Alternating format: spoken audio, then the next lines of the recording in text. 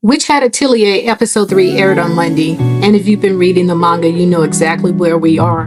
Coco is on the Dadah Range, alone with a test to pass. But the anime is not just telling the story, it is doing something deeper. And we need to talk about it. What's up, Pointed Hat Crew? It's your girl Mel with Mel Otaku Talk, and like I said, I'm bringing you a season of magic at this channel. This is your episode 3 anime versus manga comparison. What changed, what came to life, and what this production is doing that I'm convinced has Shirahama Sensei's fingerprints all over it. Now, before I jump into section what I call what the anime changed, where I can actually show manga panels to help give you a visual of what the manga panel looks like in terms of order of how the story is in the manga versus how the anime may have changed things around, scenes around slightly, I will do that. So let's jump in. What did the anime change? I call this the Dadah Range sequence split. In the manga, after God gives Coco her 3 contraptions and pushes her through the window, also known as the window way, Coco's full range experience plays out in one continuous sequence, and this is the manga. She arrives at the Dadah Range. She works through the Sylph shoes, the full struggle. She gets enough levitation to fly up to one of the Dadah boulders. She meets the brush buddy. She falls in the water. Everything gets wet. Her ink acquire. The sun goes down or starts to go down.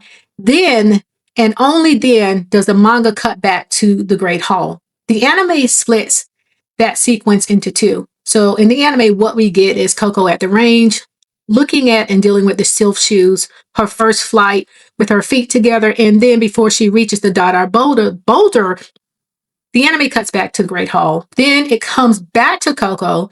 Now she has enough levitation to fly up to the Dadah Range, one of the boulders. It looks like a boulder to me, even though it's covered in grass. She meets the brush buddy, falls in the water.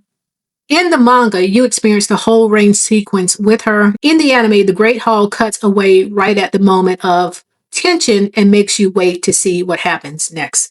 The second change is what I call the Atelier scene repositioned. In the manga, after the Great Hall scene, we cut to Teddy looking for Coco back at the Atelier, a god tending the fire, no answer at Coco's door.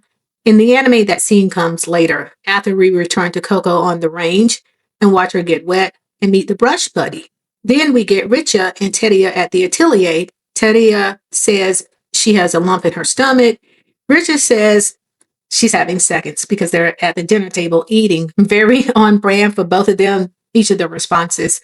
The third change that I noticed is her mother was woven into the boat scene. In fact, her mother's presence, like over Coco, was woven into a few things, and her mother was added in quite a few things that wasn't in the manga.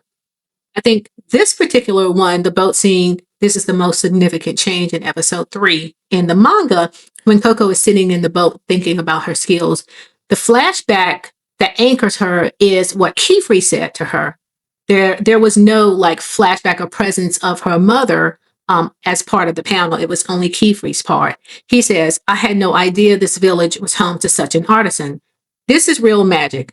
This is what grounds her." In the anime, her mother actually comes first, a memory of her mother as a little girl, teaching her how to use the pigment stone and mark the cloth.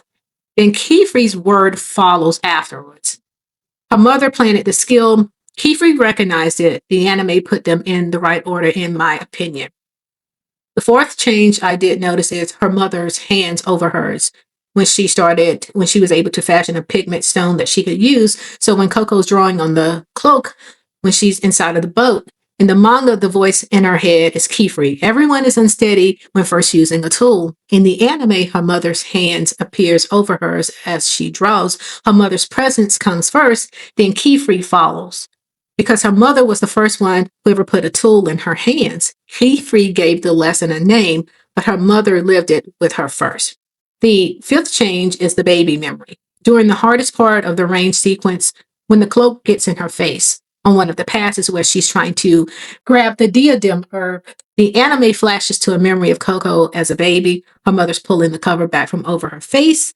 Her mother used to clear the way for her when she was helpless. Now Coco is the one that's fighting through every obstacle to get back to her mother. The roles have basically reversed. So why do I think her mother was woven in places that the manga didn't originally have her in, and why it works for the anime. Every one of these moments with her mother was absent from the manga, as I said. And I believe every single one was added intentionally because Coco is not just a girl on a range trying to just pass the test. She's a daughter who's trying to get back to her mother. Her mother was petrified or crystallized. That has not changed. And the anime is making sure you never forget it. Every struggle on the range, every pass, every button on that cloak, it all has a reason behind it.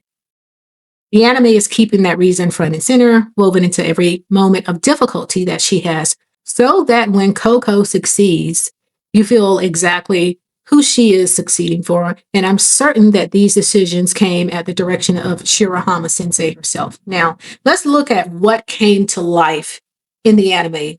And here's where the anime, I say, is delivering what the page cannot. So first, the Sylph shoes. A god lends Coco her Sylph shoes.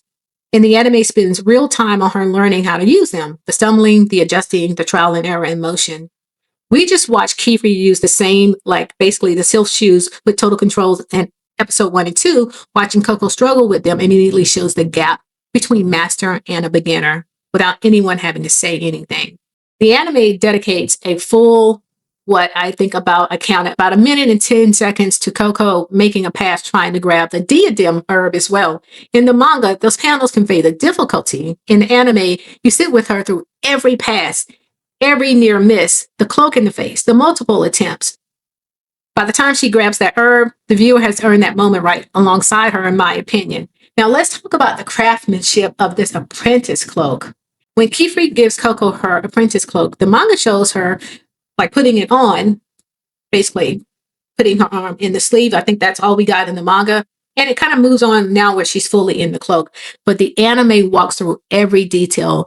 The 3 buttons in the front on each side, the arm pieces pulled through, the flap that comes over her head, the white pieces on each side button underneath. This is a full realized garment with its own logic and structure. And the anime treats it with the craftsmanship it deserves. Because in a story built on the idea that precision and detail are what make magic real, even getting dressed is ceremonial in her apprentice attire. The brim cap, and then at the Dadah Range, the seed sprouts. The brim of her pointed hat forms.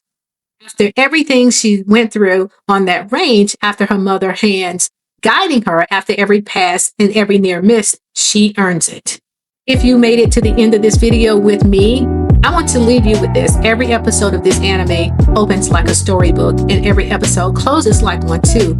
This is not an accident. The picture book is what started everything for Coco. She saw magic through a window in the pages of a book, and the anime is saying you're inside that book now. Every episode is a chapter, and when it closes, you feel it. But I want to say that using the pop-up book piece and the book closing at the end is to remind you that this is a story that's being told as well. This is what a great adaptation does. It honors the soul of the source material, and it finds a way to make you feel it at the same time.